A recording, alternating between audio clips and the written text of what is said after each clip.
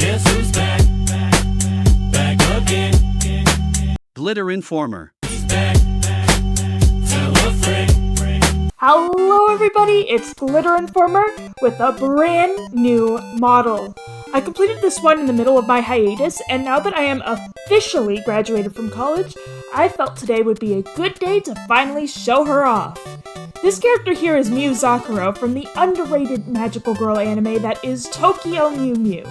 I mentioned this in a previous video, but Tokyo Mew Mew is what got me into anime, so it's very special to me. As for why I chose Zakuro instead of any of the other characters in that show, well, I asked some people on Discord which Mew Mew I should turn into a live 2D model, and she and Ichigo tied for the most votes. But Ichigo's the main character and I didn't want to be basic, so I chose the cool purple one. I'm so happy to finally be able to show you all this virtual wolf girl avatar. It took months to make, but it was lots of fun. This is the first model I've ever made that has more realistic proportions instead of being a chibi or a really simplistic creature like a Waddle Dee. Plus, finally having a mouth and eyebrows is completely worth it. We've got a whole video to pad out, so let's look at the model in a little more detail. What professional VTubers normally do is slowly pan up from their feet to their head and show off every little thing their models can do, but in my case, the outfit is pretty simple.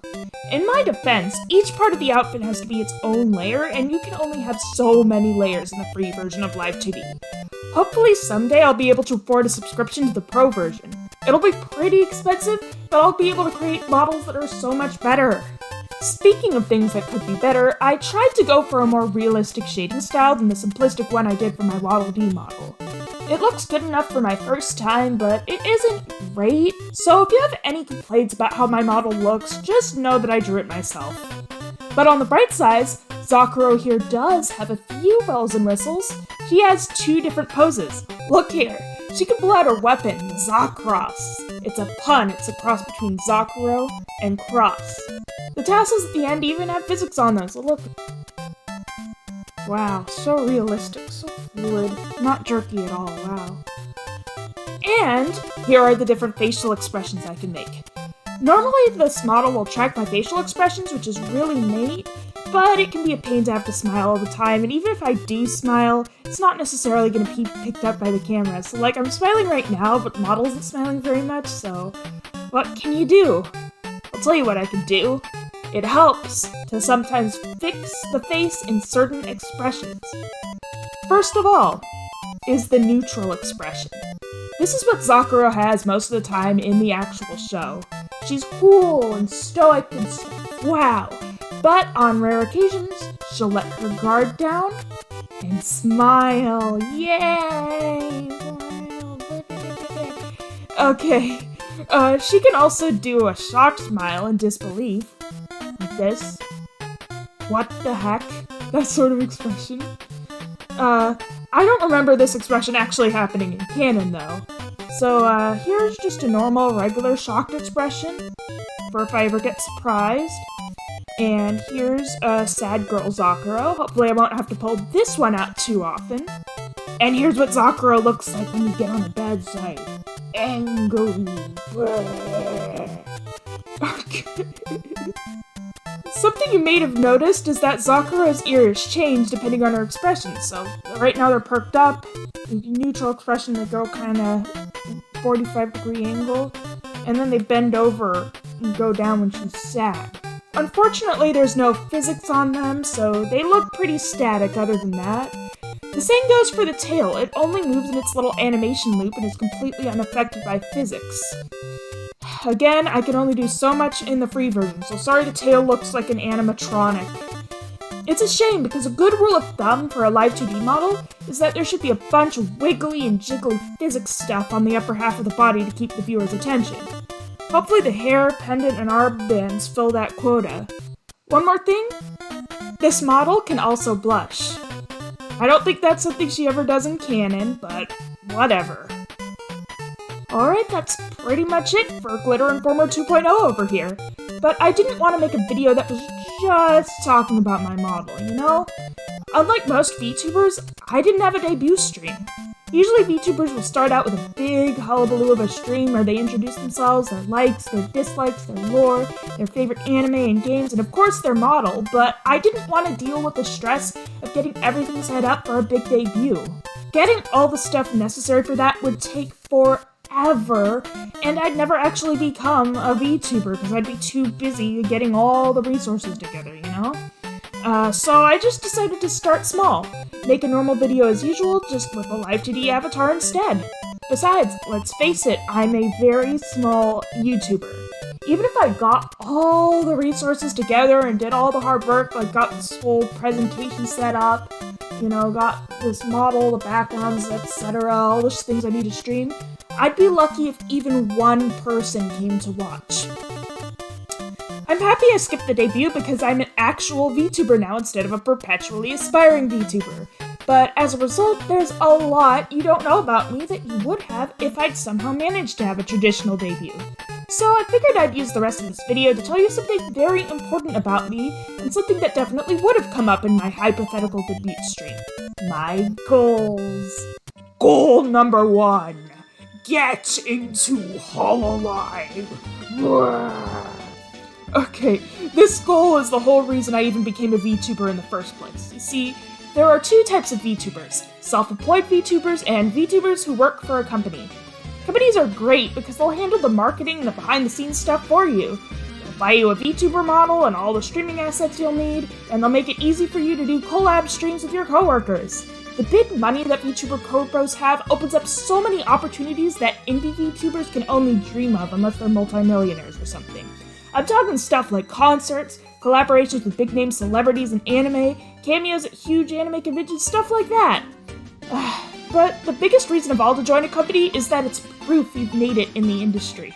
See, corpos won't just hire anyone. You have to go through multiple rounds of auditions, competing with thousands of other hopefuls just to have a chance to get into a corporation. And Hololive, they are the VTuber corporation. They're huge in terms of money that they can just throw around, and they're the most famous corpo to boot.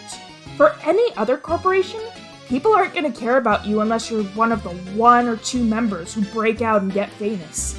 Take Idol Corp, for instance.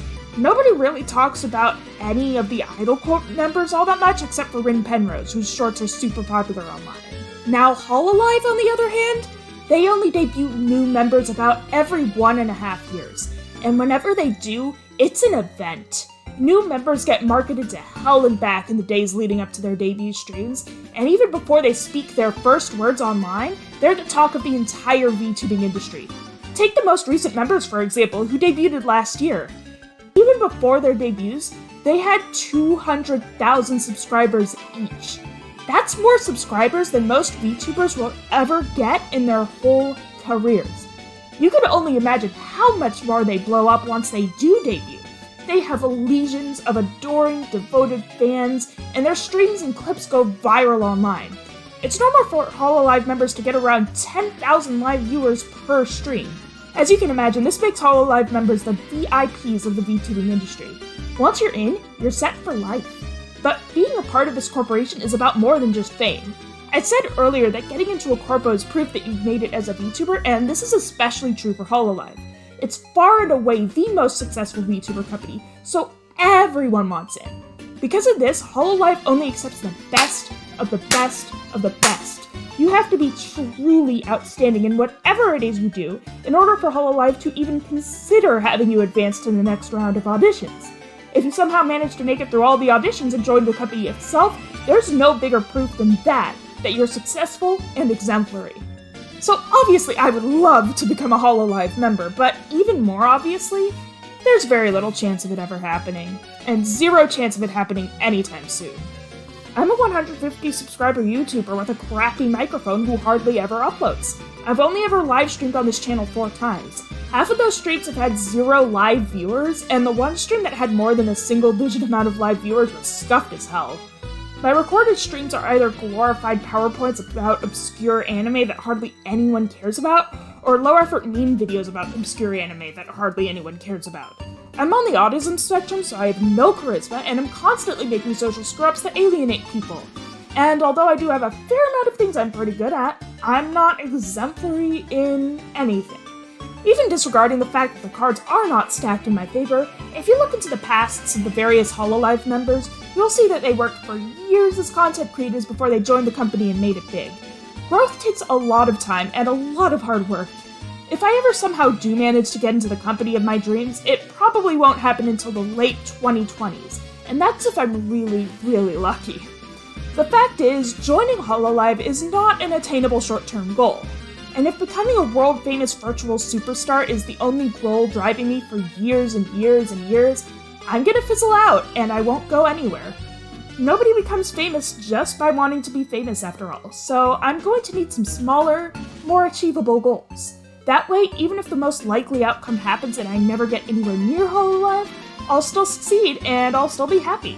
So with that said, on to goal number 2. Start streaming! Having prior experience with live streaming isn't necessary for getting a job in a live streaming agency like Hololive, but it certainly helps. And even ignoring Hololive entirely, streaming is simply easier than pre-recorded videos. You don't have to write scripts and you don't have to edit. You simply press the go live button and do whatever the heck it is you want to do. This means you can upload a lot more often, which pushes you in the algorithm and causes you to gain more viewers and subscribers. So then, why haven't I done any streams in so long? That's because as a college-age person in this modern-day economy, I still live with my parents. Some streamers can make that work to their advantage, but as for me, I don't want to be busy live streaming when my dad suddenly called, Insert real name here. "Time for dinner." My parents' house isn't exactly soundproof either. I usually record my videos in the basement, where nobody else hangs out, but the furnace makes noises down there half the time, so I have to keep turning on my mic off and on again and waiting to be able to record again. Plus, I tend to be pretty loud, and I don't want to be annoying to my family. And who knows what would happen if my parents discussed politics upstairs while I'm trying to do a comfy Stardew Valley stream downstairs. So, I'm going to wait until I'm able to move out and afford my own place to start streaming. How soon this is going to be depends on my post-graduation job search and how that goes, but I'm pretty optimistic. My computer science degree is pretty far from the worst type of job to have, after all. But my living situation isn't the only problem. I'm still very new to OBS, the streaming software that pretty much every VTuber uses. I need to figure out how to live stream properly, so I'm going to have to do some private test streams beforehand. And I'm going to have to create some assets for streams that I don't have yet. To name a few: a background, a widget for displaying the live chat, a starting soon screen, and a stream over screen. On top of all of that, I don't have a beefy gamer computer or anything. I have a 5-year-old laptop, so whenever I use OBS and another program at the same time, there's a lot of lag. That puts speedrunning out of the picture, at least until I can figure out how to reduce the lag or get a new computer. I'm really excited for when I finally can start streaming because I have so many ideas for streams. I could stream myself drawing, crocheting, doing live 2D, learning to do 3D modeling, learning to animate, learning a language, playing all sorts of different games, speedrunning all sorts of different games, very poorly, singing, writing, editing videos, coding stuff, watching anime, or just talking. I'm even thinking about maybe doing a news-watching stream live on election day. The possibilities are endless. This goal is definitely more short-term and achievable than getting into Hololive, but it isn't short-term enough. So, on to goal number 3. Upload more consistently. The key to growing an audience on YouTube is to upload often. I've noticed that when I upload once a week, my videos usually get a few hundred views each, but when I only upload every few months, I'm lucky if I get more than 2 digits. I don't want to burn myself out like I did back when I was uploading weekly, especially since I will be busy with whatever job I get after college. But I also don't want to keep people waiting for months for a new video. So I'm gonna set a nice, small, achievable goal of 1 pre-recorded non-shorts video a month, at least until I'm able to start streaming. It would be ideal if I could upload as often as twice a week, but it would be best to start small for now. I've got quite a few ideas for what to talk about in these videos, and a lot of them have nothing to do with Pretty Cure. I know most of my videos are about Pretty Cure, and most of the people who watch me regularly have been doing so for my thoughts on that franchise, but I have lots of other interests, and I don't want to be pigeonholed into just one of them. In fact, right now, I've got a script in the works about an anime in a genre that is completely different from what I've ever talked about on here. I hope you all end up enjoying that one when it does come out, and that branching out to different topics brings in new viewers too. Goal number 4. Start making YouTube shorts. There are a lot of topics that I want to talk about on this channel, but don't have enough to say about to fill a whole video. That means I have a lot of fodder for shorts. Shorts are short, so they shouldn't take as long to script, record, and edit. That means I can hopefully put out a lot of them in a short amount of time. I hope that they can keep you all sated while you're waiting for a new video to come out. I also hope that my channel can grow this way. Some VTubers, such as Rin Penrose and Laimu, have absolutely blown up on YouTube because of their shorts. I don't expect to go viral like them, but even if shorts help out just a little bit, they'll be totally worth it. Goal number 5. Get monetized. Now that I have 2 short-term, easily attainable goals, let's get back into some longer-term goals that aren't quite as long-term as that HoloLive one. A huge source of money for VTubers on YouTube is Super Chats, which are paid messages during live streams. In order to be eligible for Super Chats, you have to have at least 500 subscribers. Right now I have over 150 subscribers, so I'm almost 1/3 of the way there. I'm confident that if I keep uploading regularly, I'll be able to reach the 500 subscriber threshold. However, you also have to have at least 3,000 public watch hours within the last 365 days. Last I checked, I only have 163 public watch hours during the last 365 days. That's only about 5% of the threshold. I'm going to need to get a lot more views, and the viewers will need to stay and watch a lot longer instead of noping out after the first couple minutes. Alternatively, I could bypass the public watch hours requirement entirely by getting enough YouTube Shorts views. Problem is, I would need 3 million views on my YouTube Shorts within 90 days. I don't know how easy it is to get views on Shorts compared to normal videos, but that seems like a very big number in a very short amount of time. Even though the thresholds seem daunting, there's a ton of YouTubers out there who have managed to get the necessary subscribers and views to get monetized, and then some. I'm confident that if I keep trying, even if it takes a very long time, I will eventually get monetized. Once I do, I don't expect to make very much money here on YouTube. The big wigs can make as much as $27,000 from Super Chats in a single minute. And no, I'm not making that up, that actually happened recently. But little old me will be blessed to get a single $1 Super Chat. I'd be unbelievably lucky if VTubing ever became a significant side hustle for me, let alone enough to put food on the table all by itself. So the appeal of getting monetized isn't getting money. It's the knowledge that I've grown enough to progress to the next stage of VTubing. Plus, if anyone does Super Chat me, no matter how little, it'll be proof that I matter to that person and it'll absolutely make my day. Goal number 6. Start covering songs! I've always wanted to upload song covers to the internet, but there's a few problems that have kept me from doing so. First of all, my audio quality sucks. Second, my singing voice could use quite a bit of work. Allow me to demonstrate.